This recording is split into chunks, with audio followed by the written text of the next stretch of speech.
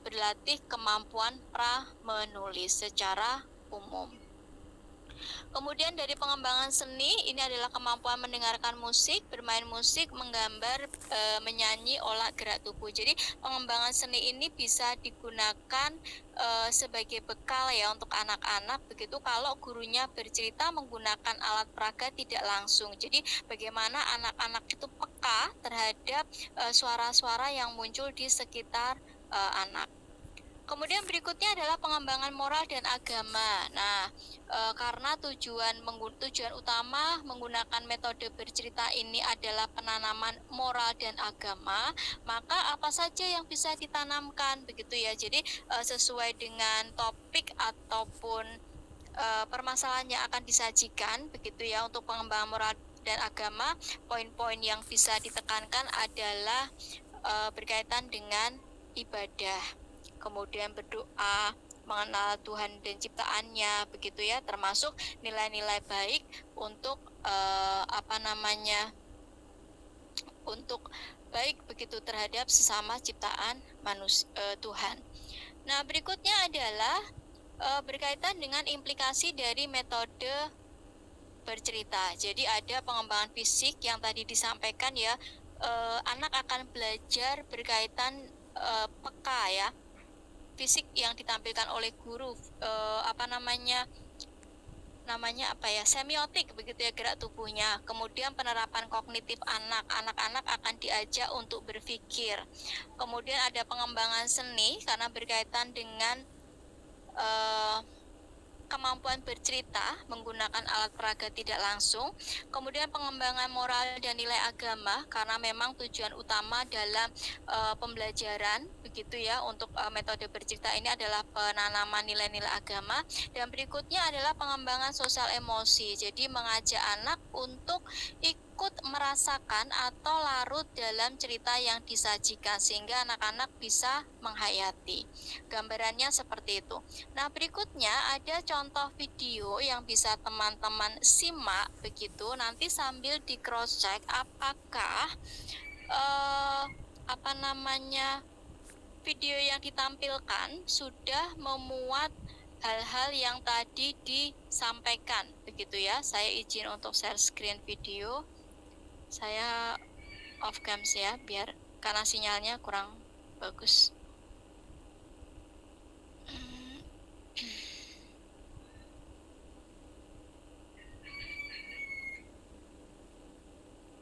Oke, teman-teman bisa menyimak dulu, nanti bisa dianalisa secara bersama-sama.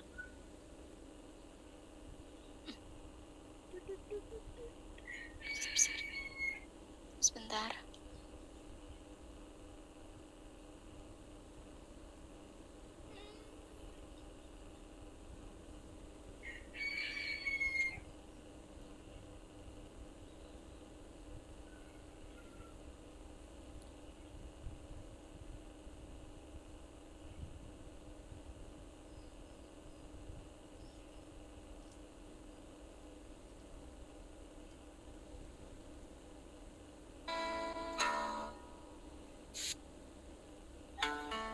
Ya.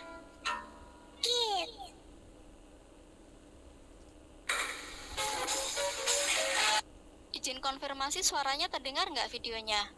Terdengar. Oke. Kita lanjutkan ya. Terdengar, Bun. Oke.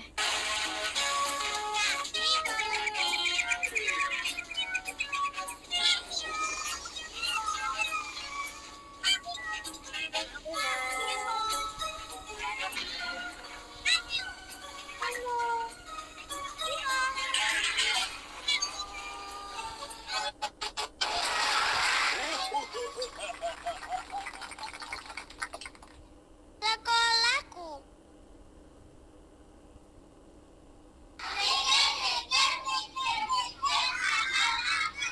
Assalamualaikum warahmatullahi wabarakatuh.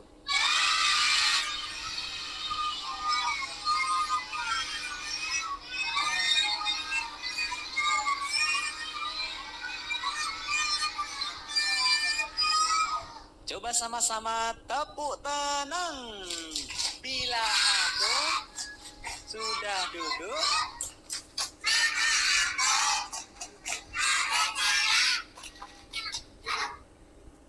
Pilih mana, jadi anak yang bersih apa yang jorok? Pilih mana, pengen jadi anak yang tenang apa anak yang ramai? Pilih mana, jadi anak yang nurut atau anak yang bikin gaduh? Oh, kalian ternyata pilih yang baik-baik semuanya. Alhamdulillahirobbil alamin. Persis kayak teman kalian yang namanya Yasmin.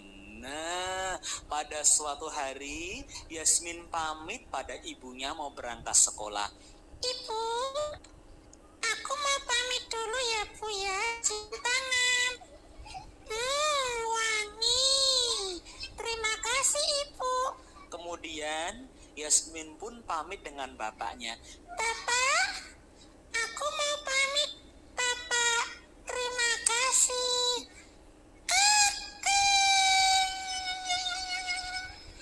Yasmin pamit kakek.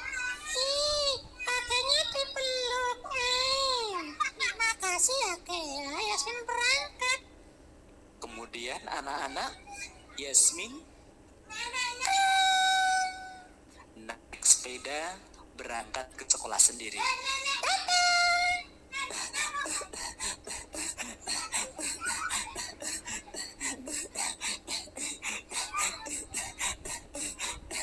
Dadah teman-teman.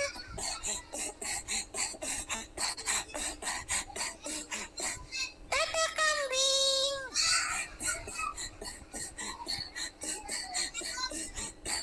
Dadah Om. Di jalan ternyata ada lubang. Sepatunya copot. Dibenahi sepatunya dulu. Aku berangkat pagi-pagi, berangkat sendiri. Tidak diantar oleh bapak. Aku tidak mau merepotkan. Rumahku jauh, tapi sekolah aku tempuh juga. Kenapa? Aku pengen jadi orang pinter. Kalau aku pinter, bisa jadi apa saja.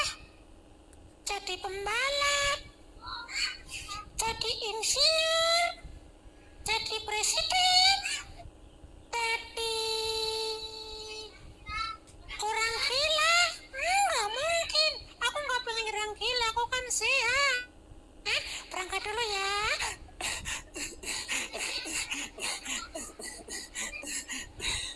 Sampai di sekolah, Wah, sekolahku rapi dan indah. di gerbang sekolah ada bapak yang berdiri.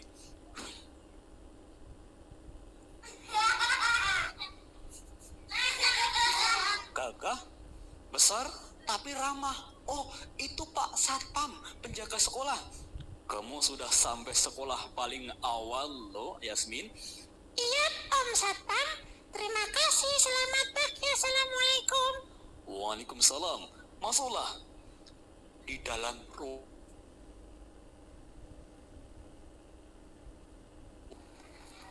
Oh, sudah datang kamu, Yasmin? Sudah, Bu Guru?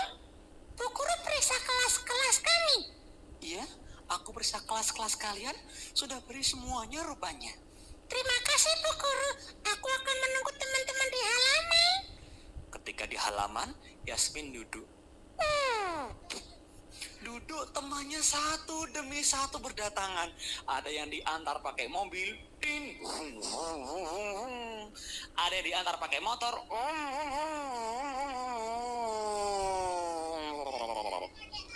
Ada yang diantar pakai angkot, ada yang diantar pakai sepeda. Makin banyaklah teman-teman yang berkumpul di halaman. Ada yang bermain lompat tali. Aku dulu ya. Ada yang bermain apa namanya? Ada yang olahraga, main apaan coba ya?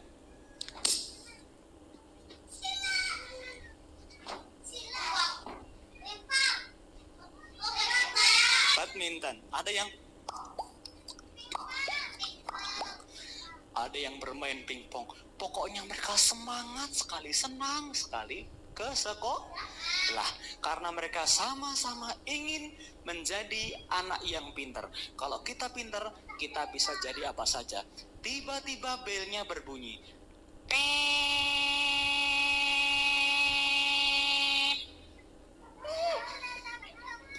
Teman-teman, sekarang saatnya masuk kelas. Ayo baris berbaris. Siap. Bu guru memperhatikan di depan anak-anak. Ayo, yang tenang. Jangan pada ramai. Lutut yang kanan. Krik. Kita sedang bersiap-siap untuk belajar. Tegap. Krik. Yasmin, pimpin temanmu untuk masuk satu persatu. Maju. Jalan. Satu persatu masuk kelas. Nah, ketika masuk kelas, ternyata ada yang tidak disiplin. Apa itu? Dua teman laki-laki Yasmin malah berlarian dalam kelas. Tunggu, kembalikan barangku. Mereka mau nyapu, tapi rebutan. Maksudnya baik, bersihkan kelas, tapi rebutan. Akhirnya tanpa sengaja, kakinya terantuk kayu yang di atasnya ada air dalam waskom. Ya, tumpah. Kan kelas kita jadi kotor. Itu kan akibat kalau kalian tidak tertib di kelas, malah berlari-lari, malah berebut-rebutan. Kenapa tidak pelan-pelan, tidak jalan saja tadi? Ini Bu Guru, sudah sekarang saatnya kita bukan mencari siapa yang salah, siapa yang benar. Yuk kita bersihkan bareng-bareng, kita bantu temanmu yang sedang bersihkan tadi. Ayo, yang bersalah bertanggung jawab membersihkan kelas yang kotor. Ayo semuanya ikut bantu.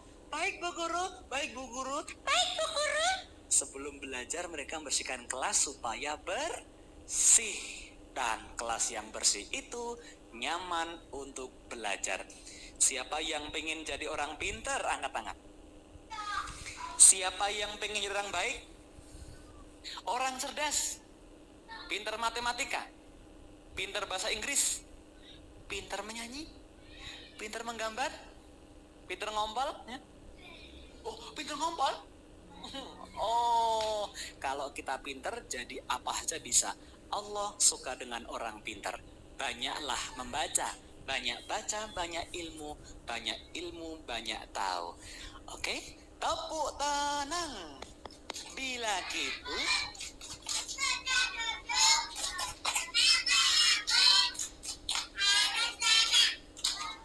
Hap. Ternyata kalian sudah siap untuk belajar. Assalamualaikum warahmatullahi wabarakatuh.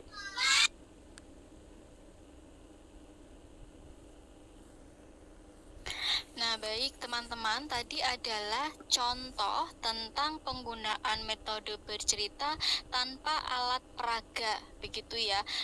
Kalau ada pertanyaan, Bu, Kak Bimo kan sudah expert gitu ya. Memang saya memberikan contoh yang expert supaya teman-teman punya gambaran, begitu. Yang pertama adalah guru harus all out, begitu. Jadi kalau berperan sebagai anak-anak, berarti suaranya menyesuaikan. Berperan sebagai orang tua juga suaranya harus menyesuaikan. Jadi memang penggunaan metode bercerita tanpa menggunakan alat peraga memang membutuhkan satu keterampilan yang harus diasah, begitu ya. Nah, dari video yang teman-teman lihat tadi, teman-teman bisa membayangkan karakter dari masing-masing tokohnya nggak?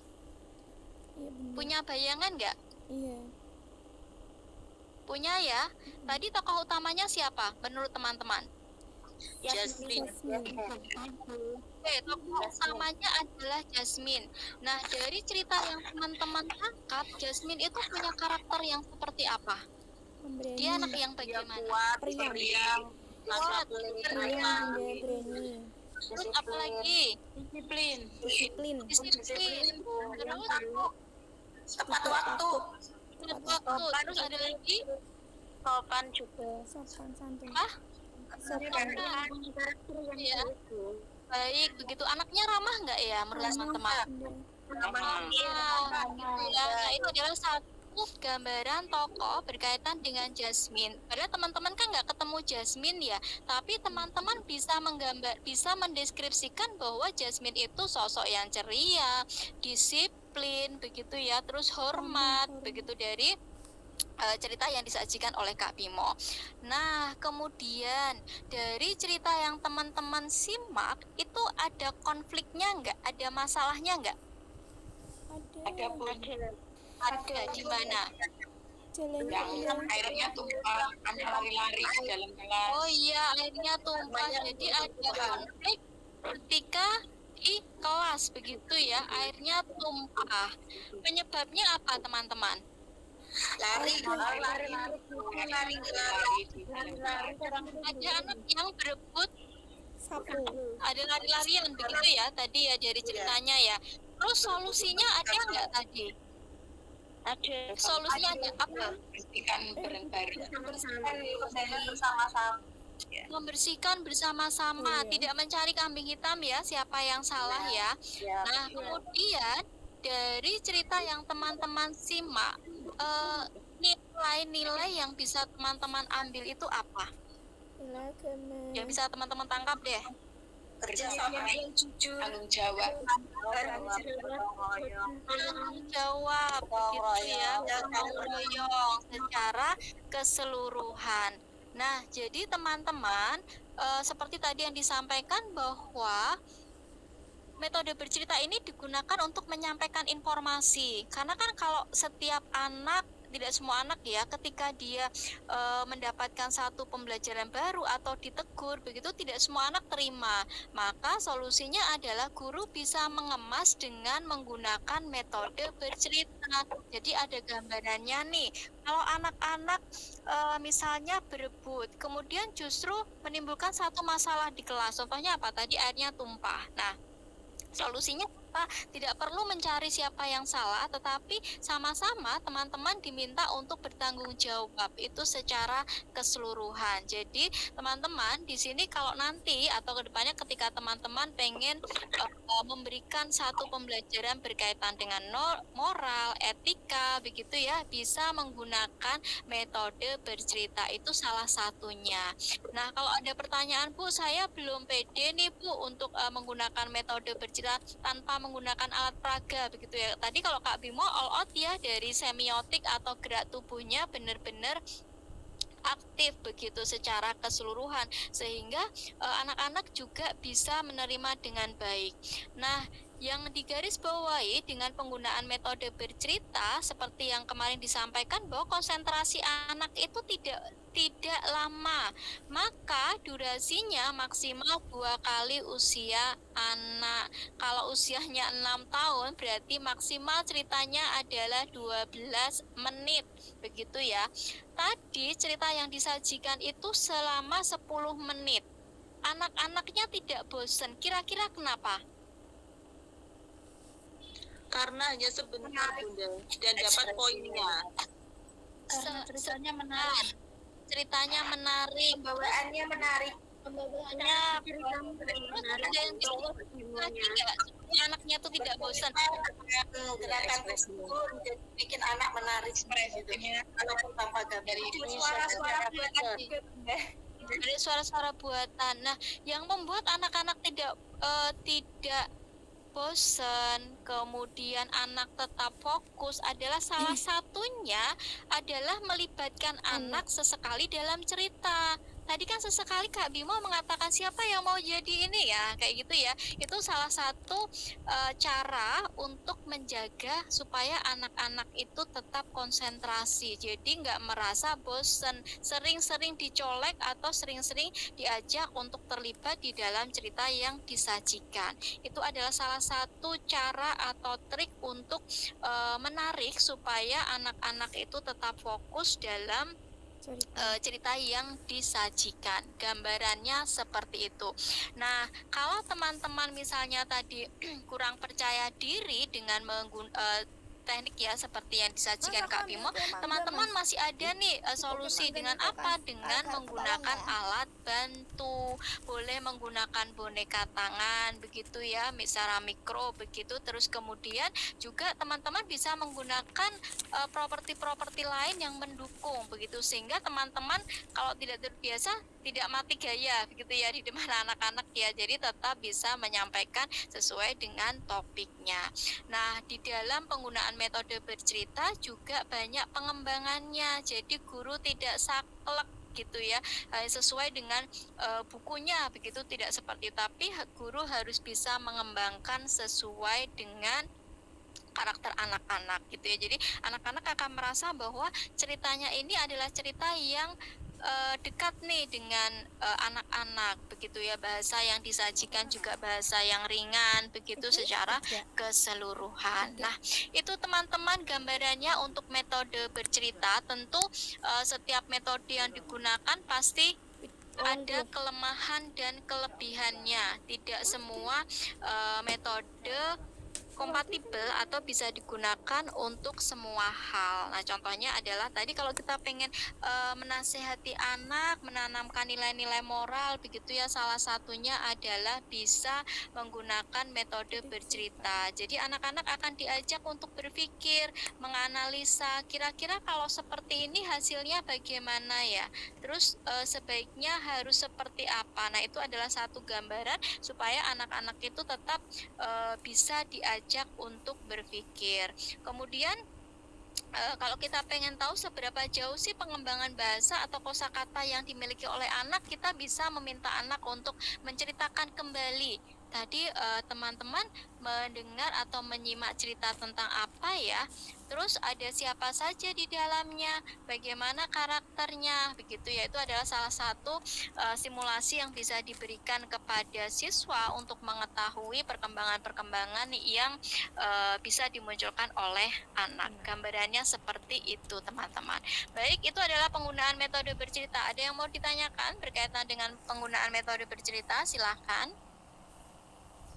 Teman-teman mau mencoba di sekolah? Bu Nabila, silahkan, Resen. Baik Bunda, terima kasih waktunya. Gini Bunda, kan di tempat saya ada anak yang ngomongnya belum jelas gitu loh Bunda. Kalau pakai metode bercerita itu bisa membangun anak tersebut bisa berbicara dengan jelas tidak ya Bunda? Salah satu cara yang bisa digunakan untuk menstimulasi begitu ya Bu ya. Nah, anak yang belum jelas berbicaranya ini berkaitan dengan artikulasinya atau memang secara bawaan, itu yang harus dicermati dulu ya Bu ya. Kalau misalnya anak usia kelompok A misalnya seperti itu, dia belum bisa membedakan antara R dan L. Nah, itu memang pada tahapannya masih hal yang wajar begitu ya, karena ini berkaitan dengan kebiasaan yang memang harus diucapkan. Tetapi ada juga anak-anak yang kalau orang secara medis itu ada yang lidahnya pendek begitu, jadi kayak cidal begitu ya. Nah, itu ada satu bentuk kemampuan pronunciation-nya atau pelafalannya tidak jelas begitu. Bila yang dimaksud yang seperti apa? Kalau ini kalau ngomong itu nggak jelas semua gitu Bunda. Kalau ngomong cepat-cepat gitu nggak jelas, perlahan pun juga nggak jelas gitu Bunda. Contohnya Bu? Kalau ngomong itu cepat banget. Apa ya Bunda? Kalau cerita sama temennya itu nggak bisa jelas, nggak itu tapi ngomongnya itu nggak jelas gitu Bunda. Oh gitu ya. Saya memahaminya gimana, karena ngomong apa ya. Pernah nggak Bu misalnya lagi berdua begitu ketika menyampaikan sesuatu ke bu gurunya, pernah nggak diminta untuk yuk menyampaikannya dengan pelan-pelan begitu ya, bu guru tidak kemana-mana. Jadi salah satu bentuk untuk memastikan bahwa sebenarnya tidak ada masalah dengan pronunciation-nya, tidak masalah dengan artikulasinya begitu. Ini hanya masalah kebiasaan gitu ya. Seperti itu Bu Nabila. Pernah nggak diminta untuk menyampaikan itu? Itu kayaknya mulutnya itu loh Bu, kalau ngomong apa itu A itu nggak kayak kita ngomong A, itu kayak miring-miring gitu kalau ngomong miring-miring. Tapi tidak ada masalah dengan medis ya Bu ya? Sepertinya tidak Bu. Berarti ini berkaitan dengan, kalau dilihat dari lidahnya itu juga nggak pendek. bisa jadi karena habits Bu, habits atau kebiasaan yang ditanamkan oleh keluarga. Jadi kalau kemampuan anak-anak berbicara kan ini berkaitan dengan simulasi yang diberikan oleh orang-orang sekitarnya. Termasuk nggak ada nih anak lahir dengan speed delay kan tidak ada ya. Biasanya speed delay itu muncul karena tidak ada simulasi di sekitarnya. Kalau sekarang ini banyak anak-anak speed delay, biasanya orang tua itu nggak mau anaknya nangis terus dipegangi HP begitu. Jadi tidak ada simulasi di kemampuan bahasa. Termasuk kalau memang secara multisensori, kita menyebutnya teknik multisensori tidak ada masalah, berarti ini berkaitan dengan stimulasi yang diberikan oleh orang-orang sekitarnya. Biasanya anak-anak itu kalau menyampaikan sesuatu, orang di sekitarnya nggak paham kan biasanya mereka marah ya Bu ya, bener nggak? Biasanya kok Kalau nggak anak gitu itu- ya. Kalau anak itu nggak marah Bunda. Nah, karena dia merasa baik-baik saja dengan sekitarnya, sehingga orang-orang di sekitarnya merasa itu sebagai sesuatu yang lazim, gitu. Biasanya Kalau dia anak-anak ngomong itu, gitu saya bilang iya gitu. Aduh ngomong apa tadi? Betul kayak gitu. Bu, itu justru memperparah anak gitu, Bu. Kalau nggak paham, tolong tanyakan kembali, gitu. Itu membuat anak mengerti bahwa, oh lingkungan saya itu tidak sepenuhnya paham dengan apa yang saya sampaikan, begitu. Jangan iya gitu biar cepat selesai. Nah, itu justru memperparah keadaan anak, Bu. Biasanya seperti itu. Biasanya anak-anak normal itu maaf, kebiasaan anak-anak itu ketika orang-orang di sekitarnya itu nggak paham maksudnya, biasanya mereka itu marah gitu ya. Jadi kita selalu minta, oke, coba disampaikan lagi. Misalnya bunda belum paham nih maksudnya apa. Jadi harus seperti itu Bu, supaya anak itu juga paham bahwa orang lain yang kita ajak komunikasi itu nggak ngerti maksud kita. Karena kalau di setiap orang yang diajak bicara iya biar cepat selesai, maka dia akan mempersepsikan bahwa tidak ada masalah di dirinya, begitu. Dan nanti kalau ke bawah sampai dewasa juga kasihan anaknya Bu. Ini berkaitan dengan lingkungan ya yang membentuk. Jadi simulasi itu bahasa kan yang utama kan adalah orang-orang di sekitarnya ya, keluarga yang pertama, yang kedua adalah lingkungan rumah dan sekolah. Jadi memang kalau Munhabila kurang paham, bisa ditanyakan kembali supaya anaknya tahu begitu maksudnya apa sih gitu. Biasanya anak-anak itu akan tantrum Tapi kalau ketika ngobrol- orang dewasa tidak paham. Kalau Kenapa, ngobrol Bu? sama temannya itu temannya paham gitu Bun. Reaksinya itu kayak paham gitu. Reaksinya tapi Gitu ya Bun. nah Bu, coba pakai teknik multisensori atau seperti tadi saya bilang summarize. Ya, misalnya Ibu lihat nih ada anak yang dia lagi ngobrol sama temannya gitu. Misalnya, Kak, tadi temannya ngomong apa gitu. Coba Bu, itu namanya summarize. Kita pengen menggali seberapa jauh pemahaman komunikasi mereka. Bener nggak paham? Gitu. Jadi jangan dari ekspresinya Bu, tapi memastikan ya, karena memang Ibu merasa bahwa komunikasi anak ini kurang efektif nih. Tapi kok teman-temannya paham? Nah, beneran paham nggak gitu ya? Kalau teman-temannya paham berarti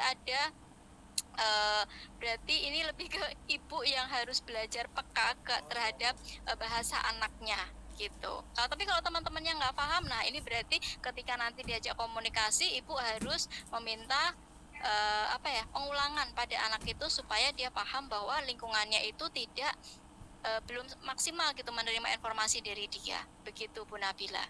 Baik Bunda, terima kasih. Iya, gitu ya Bu ya. Tapi jangan iya ya Bu ya. Nanti kasihan anak-anaknya nih. Maksudnya dia merasa baik-baik saja, tapi ternyata lingkungannya nggak support. Gitu ya Bu. Bu Nur Afifah, silahkan. Nggih, baik Bunda. Begini, jadi setiap sebelum KBM itu kan ada seperti Kak Bimo tadi ya Bun, yang saya lakukan dengan durasi yang mungkin sepersempit sekali. Tapi ketika saya belum selesai berbicara, belum selesai bercerita, itu si anak-anak ini seolah mengerti. Padahal sebenarnya enggak ya Bun. Sebenarnya seolah mereka tuh ngerti ceritanya begini, tapi sebenarnya enggak gitu loh. Jadi mereka bersaut-sautan bercerita, Bu ini gini, padahal saya belum selesai gitu.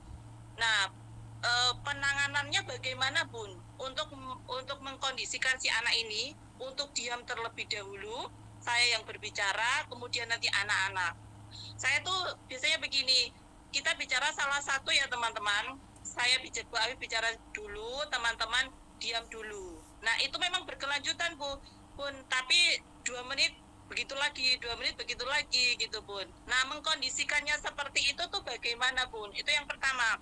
Yang kedua, tadi kan di usia 6 tahun durasinya adalah 12 menit ya Bun. Ketika usia 3 sampai 4 tahun durasinya sama ataukah lebih kecil lagi? Begitu. Terima kasih Bunda, itu saja. Oke, baik Bu Nur Afifah, saya jawab dulu yang kedua. Maksimal 2 kali usia anak, Bu. Maksimal 2 kali usia anak. Kalau misalnya usianya 3 tahun ya berarti kurang lebih 6 menit begitu ya dari usia anak begitu. Nah, berikutnya pengkondisian gitu ya. Kalau kita minta anak-anak itu dia mendengarkan, itu hal yang sangat susah dilakukan gitu ya.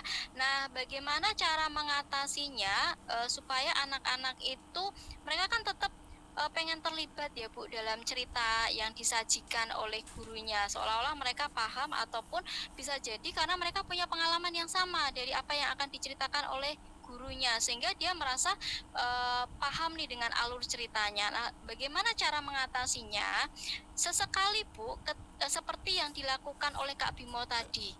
Di tengah-tengah cerita ya, sebelum Ibu sudah hafal nih, kurang lebih anak-anak saya ini akan mulai berkontribusi dalam cerita saya nanti kurang lebih 1 menit gitu. Jadi setelah Ibu bercerita, sebelum mereka berbicara, Ibu yang akan menanyakan. Jadi seolah-olah seperti tadi Kak Bimo menanyakan begitu ya, berkaitan dengan misalnya berkaitan dengan cita-cita begitu. Nanti sebelum anak-anak bercerita, Ibu yang menanyakan ke anak-anak. Jadi mereka akan bercerita atau menyampaikan ide-ide ceritanya itu sesuai dengan alur yang Ibu susun begitu. Jadi misalnya bercerita tentang pantai nih, begitu Ibu menceritakan secara keseluruhan, kemudian sebelum Ibu lanjut ke cerita berikutnya, Ibu bisa bertanya, teman-teman siapa yang pernah ke pantai? Begitu ya. Jadi melibatkan mereka di tengah-tengah cerita. Oke, semuanya pernah ke pantai ya. Nah, sekarang Bunda melanjutkan cerita dulu. Nanti kita gantian lagi gitu ya. Bercerita tentang kondisi pantai. Kemudian nanti sesekali Ibu akan bertanya ke mereka. Jadi tidak full 10 menit, 12 menit itu untuk Ibu tidak, karena tidak mungkin sepenuhnya anak itu dalam 12 menit itu hanya duduk diam mendengarkan, itu hal yang sangat sulit dilakukan begitu. Jadi sesekali di tengah-tengah cerita atau ketika Ibu baru membuka, kemudian tetap melibatkan anak begitu. Itu salah satu salah satu cara, karena anak-anak Ibu bisa jadi adalah anak-anak yang aktif begitu ya Bu. Mereka kemampuan bahasanya bagus ya. Jadi Ibu bisa mensimulasi tetapi sesuai dengan track yang Ibu buat. Jadi apa yang akan mereka sampaikan itu adalah rancangan ataupun pertanyaan-pertanyaan berkaitan dengan tema tersebut. Begitu Bu Nur Afifah. Bu Nur Afifahnya nge-freeze. Sepertinya sinyalnya hilang. Itu Bu Nur Afifah sudah kembali? Oke, sampun Bun. Ya, di saya Ibu nge-freeze soalnya. Sudah. Ya, gitu ya Bu ya. Jadi bisa nih tetap melibatkan anak supaya on the track. Nah, sebelum 2 menit Ibu sudah mencolek mereka. Nanti melanjutkan cerita lagi, colek lagi mereka. Begitu ya, supaya mereka tetap bercerita sesuai dengan alur yang sudah Ibu buat. Jadi nggak kemana-mana nih. Jadi Ibu bisa sambil mensimulasi berkaitan dengan pengalaman dan bahasa mereka. Begitu ya Bu Nur Afifah ya. Iya Bunda, terima kasih. Oke, sama-sama. Berikutnya Bu Purnama, silakan. Bu Purnama? Iya Bun, Ya, silakan Bu. saya pernah melakukan di kelas itu kadang bercerita pakai boneka tangan atau pakai buku cerita. Nah, di saat saya pakai buku cerita atau boneka tangan itu kan saya kasih waktu 10 menit lah paling enggak saya bercerita. Saya bercerita pasti ada lah selingannya itu, Ustazah ini apa, pasti bertanya. Nah, setelah saya bercerita itu mereka tuh yang ketagihan gitu loh Bun. Ya udah selesai anak-anak ceritanya ini selesai. Ya ditambahin dong 1 lagi bukunya gitu. Dan kadang anak-anak itu kalau cerita itu mereka kalau ibaratnya suka dengan cerita yang kita ceritain itu mereka biasanya nambah. Kalau kelas saya ya punya anak-anak saya itu gitu. Jadi saya pernah kemarin tuh bercerita tentang ini pemadam kebakaran, mobil pemadam kebakaran. Terus sampai sudah selesai ceritanya, anaknya ada yang nyeletuk, Ustazah itu ditambahin lagi tentang polisi, kemarin kan ke kantor polisi tuh Ustazah ditambahin ceritanya. Karena saya ini bilang begini, maaf nak, waktunya sudah habis, nanti besok kita sambungkan lagi gitu ya, gitu. Insya Allah saya bilang gitu. Tapi anak-anaknya, ya Ustazah kan kita pengen juga dengarkan polisi sama pemadam kebakaran itu kan kadang-kadangnya itu ada yang bareng loh Ustazah jalannya gitu. Mungkin pas mereka melihat, coba saya tanya, melihatnya di mana itu kok polisi sama pemadam kebakaran kok barengan perginya. Itu kemarin waktu itu saya lihat di kebakaran tuh ada Pak polisi juga, ada pemadam kebakaran juga gitu Bun. Jadi bukan hanya fokus di petugas pemadam kebakaran, jadi mereka juga karena melihat kenyataannya yang ada di tempat itu ya, yang kejadian itu ada Pak polisi gitu. Jadi mereka tuh maunya cerita juga dong Ustazah, Pak polisinya ngapain aja, kalau pemadam kebakarannya lagi madamkan api, Pak polisinya apa gitu. Jadi mereka sambil nyariin buku juga Bun. Itu apakah tetap saya tambahkan lagi ceritanya atau saya besoknya saya ini lagi saya ceritakan lagi gitu Bun. Oke, baik Bu Purnama, terima kasih sharingnya ya. Ternyata anak-anaknya pengembangannya jadi sesuai dengan pengalaman, begitu ya Bu ya.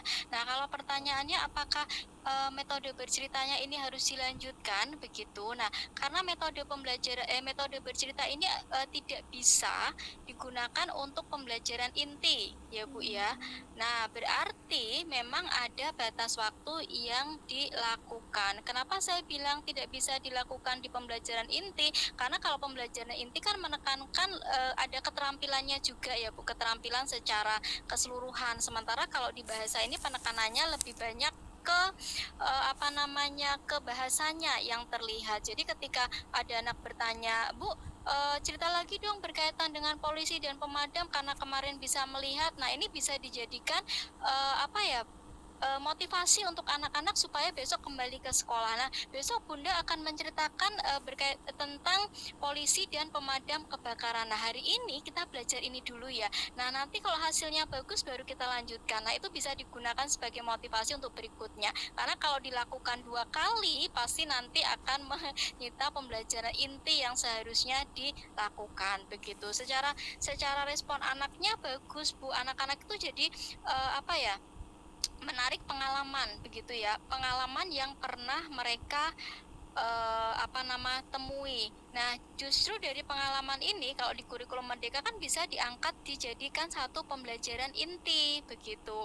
Jadi biasanya dari pengalaman-pengalaman anak ini bisa nih guru mewujudkan pembelajaran inti dari ide-ide anak-anak. Tapi kalau menggunakan metode bercerita lagi di inti, nah nanti kurang mengena. Gambarannya seperti itu Bu Purnama. Ternyata anak-anaknya pengembangannya atau kemampuan afektifnya membekas begitu ya. Kalau kita bilang di pengembangan tuh pengembangan afeksi, karena mereka ketika mendengar cerita tiba-tiba bisa menarik ke pengalaman mereka. Kan pengalaman mereka belum tentu kemarin, bisa jadi bulan lalu atau kapan begitu ya. Jadi afeksinya anak itu kelihatan bagus di siswanya karena mereka bisa mensinkronkan antara pengalaman sebelumnya dan cerita yang diberikan oleh gurunya. Nah, ini bisa dijadikan satu ide Bu Purnama di kegiatan inti. Tapi kalau cerita tadi sudah bercerita nih untuk mensimulasi awal ya, kalau dengan cerita tambahan siswanya mungkin bisa di hari berikutnya. Begitu Bu Purnama. Gitu. Tapi tidak melarang anak ya Bu ya. Tidak. Jadi setiap cerita tuh ada aja yang ide berkembangnya itu lah ini gini gitu. Saya bilang karena mungkin saya berceritanya bagi mereka enak, jadi mau nambah. Kadang saya pernah menawarkan, coba teman-teman yang ambil buku cerita yang sesuai dengan keinginan teman-teman, coba teman-teman yang bercerita gitu. Tapi saya nggak bisa baca Ustazah, nggak apa-apa, nggak harus baca, dilihat aja gambarnya gimana. Jadi berkembang saja dengan gambarnya, kan teman-teman bisa lihat. Karena di kelas saya juga sama Bunda, ada yang anaknya kosakatanya tuh belum jelas Bunda. Jadi dia tuh kalau lagi ngambek tuh saya nggak tahu maunya apa gitu. Kamu mau ini ya, cuma ngangguknya itu ngangguk iya apa tidak, jadi pakai bahasanya semiotik ya Bu, ini harus peka nih dengan semiotik. begitu. Ya, oke, terima kasih sharingnya Bu Purnama untuk berkaitan metode bercerita. Nah, pasti setiap teman-teman punya pengalaman ya, termasuk mungkin teman-teman di sini ada yang mengatakan, Bu, saya jadi expert bercerita karena saya sudah puluhan tahun mengajar dan menerapkan metode ini. Pasti teman-teman juga ingat bahwa ketika pertama kali menerapkan metode ini juga tidak semudah yang kita pikirkan, begitu ya. Karena anak-anak itu kan out of the box ya. Kalau kita ceritanya menarik, mereka akan fokus ke kita. Tapi sebaliknya, ketika dirasa bahwa guru menampilkannya tidak sesuai dengan yang mereka harapkan, menarik, justru anak-anak tidak akan fokus ke gurunya, tapi fokus ke kegiatan yang lain. Gambarannya seperti itu. Begitu ya. Mohon maaf Bu Heni, pertanyaannya mungkin minggu depan ya. Kita sudah 13.51, teman-teman harus intersesi ke mata kuliah berikutnya.